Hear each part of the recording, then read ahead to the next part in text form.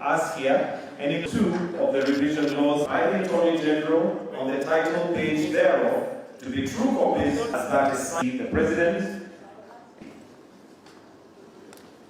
the Senate, and the Chief Registrar of the Judiciary and the Attorney General respectively. For a copy with the Clerk of the National Assembly, another copy, and the Chief Registrar.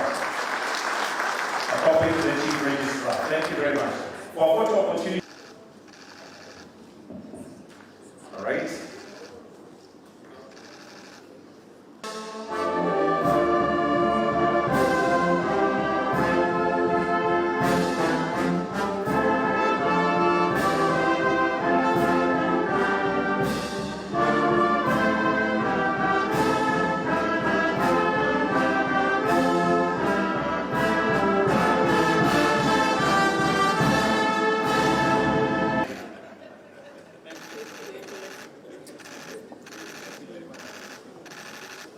Through its efforts, it upholds the principles of accuracy, accessibility, and efficiency, making the legal system work for everyone. This 24th annual supplement is unique in that it is the first.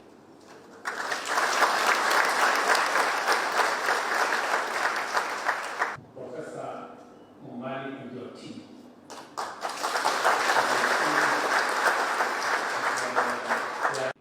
A week ago, I signed into law a new piece of legislation that will facilitate, in a much more robust way, the office of the Attorney General so that it can provide legal advice to government and provide legal representation on behalf of the public, on behalf of the Kenyan people, on any matter that is brought against them.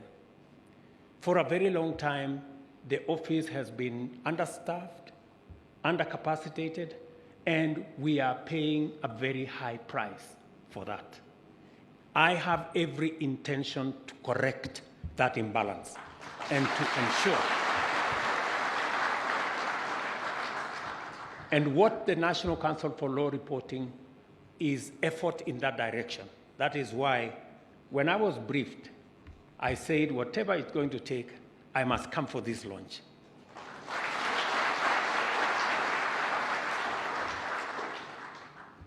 We've waited for the document that we're going to launch today for close to 30 years.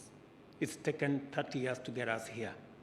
And therefore, it is significant and it is important. That is why this launch is an occasion for us to reflect on the powerful, constant and far-reaching influence of our legal system on the lives of all Kenyans, and by implication, the role of public officers charged with legislation, interpretation, and implementation of these laws in advancing public good. The laws we make and enforce enrich the fabric of our society and define respective rights and responsibilities. Consequently, the imperative for our legal framework to remain just and equitable cannot be overemphasized. We are a nation undergoing radical transformation in order to achieve our destiny of prosperity within a generation. It is imperative, therefore, that our laws reflect our nation's dynamism. As our society evolves, so must our laws. It is also the reason why this annual supplement is necessary, because it enables our legal system to meet contemporary challenges and opportunities. And I say this against the background of what we committed to the people of Kenya in our manifesto. We realize that the government of Kenya is not in a very good place insofar as legal representation is concerned. And we identified this matter in our manifesto, and we said we are going to do something about the office of the Attorney General by way of empowering it and giving it substantial capability to be able to handle matters legal for the people of Kenya and for the government of Kenya. That this edition contains revised versions of our laws all the way from 1995 to 2022. Aside from being pivotal to our commitment to uphold the rule of law, the supplement ensures that our legal framework remains effective and accessible to all Kenyans. In particular, this edition also features a body of laws that have been aligned with the bottom-up economic transformation agenda, anchoring our ambition and our ambitious vision for national development on a sound legal basis.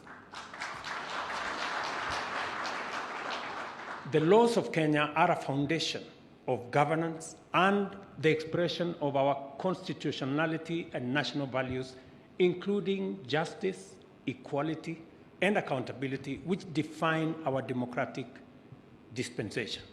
They are the output of our legislature, by which the elected representatives of the people actualize the people's welfare in every sector. They are also the source of legitimate authority for all public actions and the basis of the protection of the rights and interests of all citizens. Without the dedicated efforts of our legislative bodies, our goals for a just, fair, and prosperous society would falter. Significant progress in various sectors has been made possible by sound policies and legal reforms. I must apologize, the AG has said why we came late. It is not in my tradition to come late, but today we had business, and all of you know that we also have a situation in the country occasioned by climate change. We have floods in the country, citizens have lost lives, and we needed to put together a proper response as government to make sure that we have adequate resources to respond to the climate crisis we have, not just immediately, but on the short term and on the long term, and to also see how we can prevent such from happening in the future. And therefore, we will be releasing the steps we are taking as government to make sure that we deal with the challenges of floods and other interventions that are necessary to secure the lives and property of people and to ensure that we forestall any such from happening in the future. I have agreed with my friend, the Attorney General, that if there is one thing he must do at the office of the Attorney General is to digitize all the systems there.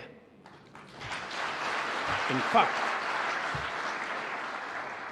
fact, if there is one item we have secured in the budget, is to make sure that he has the money to make sure that the Attorney General's office and all its operations are on a digital platform, because the rest of government is ahead of the Attorney General's office, the judiciary is ahead of the Attorney General's office, and in fact, it is the Attorney General's office that is dragging everybody behind.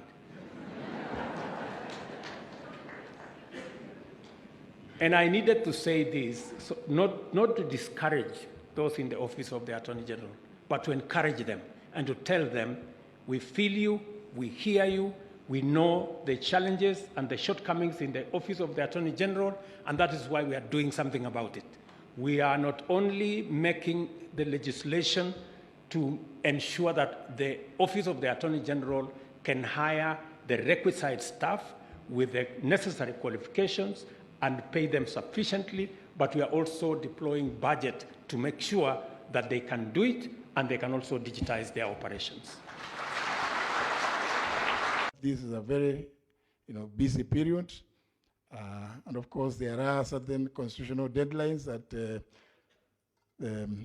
national government, through the cabinet, has to fulfill to allow the cabinet secretary for the National Treasury to table certain documents before Parliament by latest 30th of April, which happens to be today.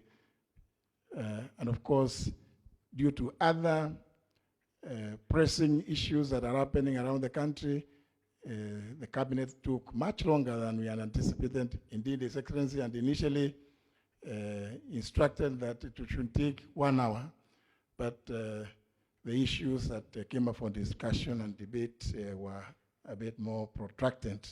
That explains the reason why we came at this time. But they say better late than never.